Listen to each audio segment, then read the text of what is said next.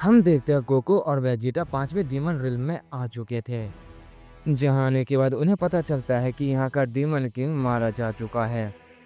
किसी ने आकर उसे डीमन किंग की चुनौती दी थी और वो उस फाइट में मारा गया और जो नया डीमन किंग बना है वो यहाँ पर नहीं है। ये सुनकर वेजिटा कहता अगर ऐसा है क्या करो तो नया डीमन किंग बहुत ज़्यादा पावरफुल होगा। उसने 5वें डीमन किंग को मार दिया है तो हमें और ज़्यादा संभल के रहना चाहिए।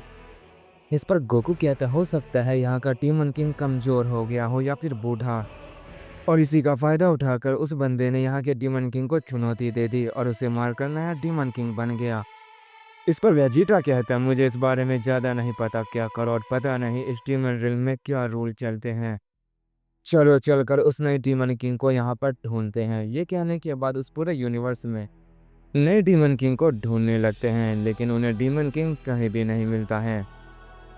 वेजिटा कहता क्या करो और क्या तुम्हें कोई ऐसी बात दिखी जो तुम्हें परेशान कर रही हो। गोकू कहता हाँ वेजिटा, यहाँ के डीमन बहुत ही ज़्यादा पावरफुल हैं। उनकी की एनर्जी काफ़ी ज़्यादा खतरनाक है। इस पर वेजिटा कहता है तुमने सही कहा क्या करो और फिर वो डीमन किंग कमज़ोर कैसे हो सकता है जो इनके ऊपर राज करता था। ज़रूर कुछ गड़बड़ है, हमें ये बात पता लगानी होगी। अगर यहाँ के डीमंस को पता चल गया कि हम यहाँ के डीमन किंग से लड़ने आए हैं तो शायद ये हम पर अटैक कर दे। पर यहाँ के डीमन किंग से एक साथ लड़ना बेवकूफ़ी होगी, वो हमें कच्चा खा जाएंगे। समझ नहीं आ रहा है कि यहाँ का डीमन किंग आखिर कैसे मारा गया और नया डीमन किंग कैसे बना। गोकू कहता हमें ये बात उससे ही जाके पूछनी होगी, पता नहीं वो कहाँ पर है। इस पर वेजिटा चौंकते हुए कहता कहीं ऐसा तो नहीं क्या करोट वो भी हमारी तरह डीमन किंग को ख़त्म कर रहा है। हो सकता है वो यहाँ के डीमन किंग को मारने के बाद किसी नए डीमन किंग के पास गया हो। गोकू ये सुनकर कहता है सर तुम सही कह रहे हो वेजिटा, हमें दूसरे डीमन किंग की तरफ चलना चाहिए। ये कहने के बाद वो बिना वक्त जाया किए हुए छठे डीमन रिल्म की तरफ जाने लगते हैं। वहीं दूसरी तरफ ब्रोली और गॉन भी छठे डीमन रिल्म की तरफ जा रहे थे। ब्रोली कहता आखिर ये कितना ज़्यादा दूर है, हमें काफ़ी समय हो गया है। आखिर ये कितना ज़्यादा दूर है, इस पर कौन कहता है अभी तो हम 5वें डीमन रिल्म नहीं है, जब हम यहाँ से बाहर निकलेंगे तब छठा डीमन रिल्म शुरू होगा। ब्रोली कहता है क्या अभी हम 5वें ही डीमन रिल्म में हैं, फिर तो हमें यहाँ से निकलने में ही सालों लग जाएंगे। कौन कहता हमें अपनी स्पीड को और बढ़ाना होगा ब्रोली, हमें जल्दी उसके पास जाना है। ब्रोली कहता हाँ लेकिन यह डीमन रिल्म बहुत ज़्यादा बड़ा है, हम वहाँ पहुँचते पहुँचते ही थक जाएंगे, फिर भला हम उस डीमन किंग का मुकाबला कैसे करेंगे। क्या उस डीमन रिल्म में जाने का कोई शॉर्टकट रास्ता नहीं है। गॉन कहता है नहीं, वहाँ जाने का कोई आसान रास्ता नहीं है, मैं खुद पहली बार वहाँ जाऊँगा, मैं इतनी दूर पहले कभी नहीं आया। सच कहूँ तो मैं भी तुम्हारी तरह एक अनजान हूँ, मैं बस एक उम्मीद में वहाँ जा रहा हूँ और तुम मेरे साथ हो ब्रोली, मुझे काफ़ी हिम्मत मिल रही है। अगर तुम मेरे साथ नहीं होते तो मैं कभी भी इतनी दूर नहीं आ पाता। ब्रोली कहता जब तक हम उन सारे डीमन किंग को ख़त्म नहीं कर देते मैं तुम्हारे साथ ही रहूँगा। चलो अब जल्दी वहाँ चलते हैं। ये कहने के बाद ब्रोली अपनी लेजेंडरी फॉर्म में आ जाता है। गॉन भी अपनी पावर को अप करता है और वो बहुत तेज़ी से छठे डीमन रिल्म की तरफ जाने लगते हैं। धीरे धीरे काफ़ी समय बीत जाता है, वो उसी स्पीड में छठे डीमन रिल्म की तरफ जा रहे होते हैं और अभी भी वो काफ़ी दूर होता है, वो बिना रुके उसकी तरफ जा रहे होते हैं और भी समय बीतता जाता है, उनकी एनर्जी लगभग ख़त्म हो रही होती है। ब्रोली कहता ना जाने कितने दिन बीत चुके हैं, हम लगातार उड़ते ही जा रहे हैं पर अभी तक वो हमें नज़र नहीं आया है। कौन आखिर वो इसी तरफ है ना, या हम किसी इल्यूजन में फंस चुके हैं, हम एक ही जगह पे भटक रहे हैं। गॉन कहता है नहीं ब्रोली, लगभग हमारा 6 महीना बीत चुका है, हम बिल्कुल सही डायरेक्शन में हैं, बस कुछ दूर और उसके बाद हम पहुंच जाएंगे। मैं वो महसूस कर सकता हूँ जिसकी तलाश में हम यहाँ पर आए हैं। ब्रोली गॉन की बात सुनकर कहता है क्या हमारा 6 महीना बीत चुका है, लेकिन मैं तो अपनी अभी भी लेजेंडरी फॉर्म में हूँ। जैसे वो ये कहने के बाद अपनी ओर देखता है तो ब्रोली खुद को काफ़ी कमज़ोर महसूस करता है और कहता है क्या मैं अपनी बेस फॉर्म में आ गया।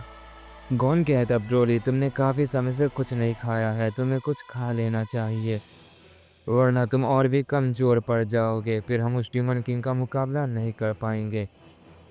ब्रोली कहता है तुमने सही कहा। इस पर कौन कहता है चलो किसी शिकार को ढूंढते हैं, यहाँ हमें कुछ न कुछ खाने को जरूर मिल जाएगा। ये कहने के बाद वो खाने की तलाश में निकल पड़ते हैं। इसके बाद हम गोकू और वेजिटा को देखते हैं।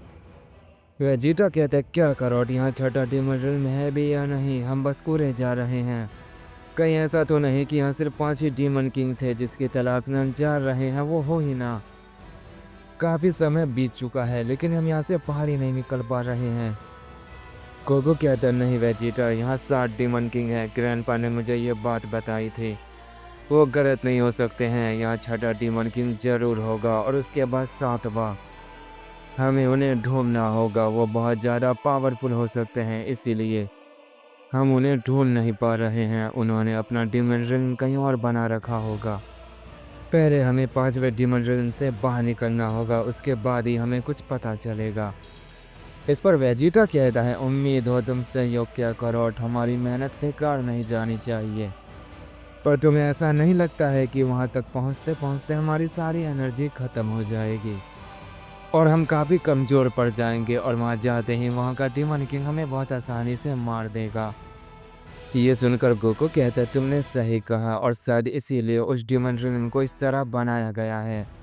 छठा डीमन किंग जानता है वो काफ़ी चालाक है, इसलिए उसने ऐसा किया है।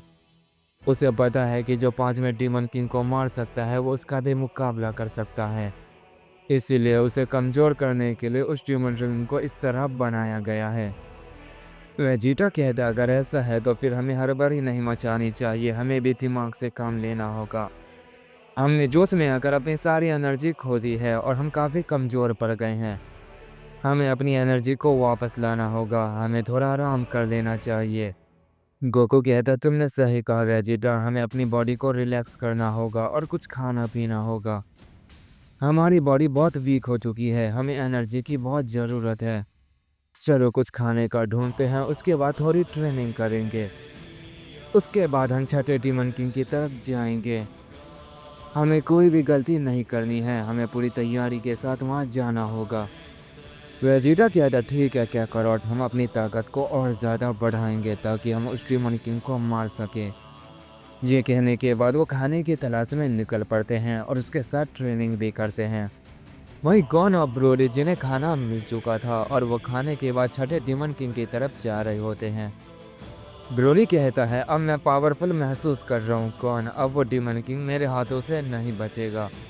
ब्रोली जैसे ये कहता है उसकी नज़र न डीमन रिल्म पे पड़ती है। वो ये देखने के बाद बिल्कुल शॉक रह जाता है और कहता कौन फाइनली हम पहुँच गए, मुझे यकीन नहीं हो रहा है। लेकिन मुझे एक बात समझ नहीं आ रही, अगर हमने यहाँ के डीमन किंग को हरा भी दिया फिर हम यहाँ से वापस कैसे जाएंगे? क्या तुम्हें लगता नहीं है कि हम भटक जाएंगे या जाते जाते हम शायद बूढ़े हो जाएंगे? इस पर कौन कहता है ब्रोली भला तुम्हें ये चिंता कब से होने लगी, पहले हमें वो डीमन किंग तो मिल जाए। अभी तो ये बस हमें दिखा है, पता नहीं ये डीमन रिल्म कितना बड़ा है और वो डीमन किंग आखिर कहाँ होगा। हो सकता है जितना समय हमें यहाँ पर आने में लगा है उतना उस डीमन किंग को ढूंढने में भी लग जाए। इस पर ब्रोली कहता अगर ऐसा हुआ तो बिना उस डीमन किंग से लड़े ही हम मारे जाएंगे। गॉन कहता उम्मीद है वो जल्दी हमें मिल जाएगा। ये कहने के बाद वो उस डीमन रिल्म के अंदर चले जाते हैं। गोकू वेजिटा ने भी लगभग आधे से ज़्यादा रास्ते को पार कर लिया था और वो बहुत तेज़ी से छठे डीमन किंग के पास जा रहे होते हैं और वो रुक रुक के बीच में ट्रेनिंग भी कर रहे होते हैं। उन्हें पता चल गया था कि अगर डायरेक्ट वहाँ पहुँचे तो उस डीमन किंग से लड़े बगैर ही वो हार सकते हैं, इसीलिए वो प्लान के मुताबिक डीमन किंग के पास जा रहे होते हैं। वो बीच बीच में रुक के ट्रेनिंग करते हैं और उसके बाद उस डीमन किंग की तरफ जाते हैं। काफ़ी समय बीत जाता है और फाइनली वो उस डीमन रिल्म के काफ़ी करीब आ गए थे और वो उन्हें दिखाई देता है। वेजिटा कहता आखिरकार हमने कर दिखाया क्या करोट, हम यहाँ पहुँच गए और अब बस उस डीमन किंग को ढूंढना है और उसके बाद उसे ख़त्म करके अगले के पास जाना है। इस पर गोकू कहता उम्मीद है ऐसा ही होगा वेजिटा। इस पर वेजिटा कहता तुम्हें क्या लगता है क्या करोट, हम उससे लड़ते हुए मारे जाएंगे? जो भी हो ये फैसला फाइट के अंत में ही पता चलेगा।